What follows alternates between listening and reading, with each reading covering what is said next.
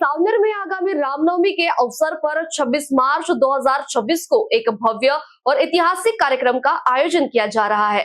इस कार्यक्रम में विश्व शांति के उद्देश्य से हजारों दीपों के साथ सामूहिक महाआरती की जाएगी, जिसकी एंट्री गिनीज वर्ल्ड रिकॉर्ड में दर्ज कराने का लक्ष्य रखा गया है।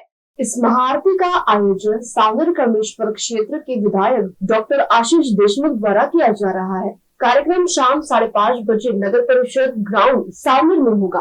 इसमें महाराष्ट्र के मुख्यमंत्री देवेंद्र फडणवीस की प्रमुख उपस्थिति रहेगी। गौरतलब ये है कि 18 अक्टूबर 2025 को अयोध्या में उत्तर प्रदेश के मुख्यमंत्री योगी आदित्यनाथ के नेतृत्व में हजारों दीपों से आरती कर विश्व रिकॉर्ड बनाया गया था। अब सावनेर में उस रिकॉर्ड को तोड़ने का संकल्प लिया गया है। इस आयोजन के तहत मोस्ट पीपल परफॉर्मिंग दिया रोटेशन साइमल्टेनियसली श्रेणी में विश्व रिकॉर्ड बनाने का प्रयास किया जाएगा। हजारों लोग एक साथ दीप प्रज्वलित कर विश्व शांति, प्रेम और विकास का संदेश देंगे। आयोजकों ने इसे केवल रिकॉर्ड बनाने का प्रयास नहीं, बल्कि युद्ध और संकट से जूझ रही दुनिया के लिए एक सामूहिक प्रार्थना बताया है। साथ ही सभी नागरिकों और मीडिया प्रतिनिधियों से बड़ी संख्या में शामिल होकर इस ऐतिहासिक पहल को सफल बनाने की अपील की गई है। त्याने दीपोत्सव आणि आरती याच्यामध्ये फरक आहे। एकत्र येऊन सायमल्टेनियसली दिवे फिरवण्याचा हा रेकॉर्ड आहे, त्याच्या संदर्भात आपण बोलतो आहे। हा देखील तिच्या मुख्यमंत्र्यांच्या उपस्थितीत झाला होता।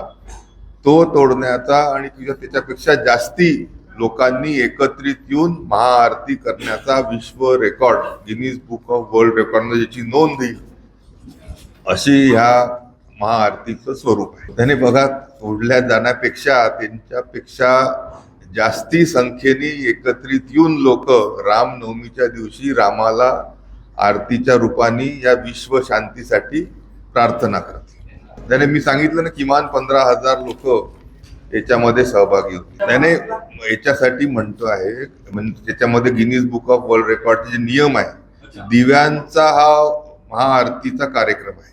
म्हणजे आपण जिकरीचं काम करतोय, अशा याच्यामध्ये लहान मुलं जर आले आणि त्यांच्या हातून काही चूक झाली तर काही म्हणजे दुसरं घडू नये अशी अपेक्षा असल्यामुळे किमान मोठे 18 वर्षापेक्षा लोक आले तर चांगलं होतं। त्याने तिथे सगळी तयारी सर्व दृष्टीने राहणार आहे। फक्त लोकांनी यावं, गिनीज बुक ऑफ वर्ल्ड जे चमू आहे तो त्यांची मोजणी करेल आणि त्याच्यानंतर आरतीमध्ये सहभागी व्हायचं आहे। त्या पहिले 2-3दा रिहर्सल देखील तिथे होणार आहे।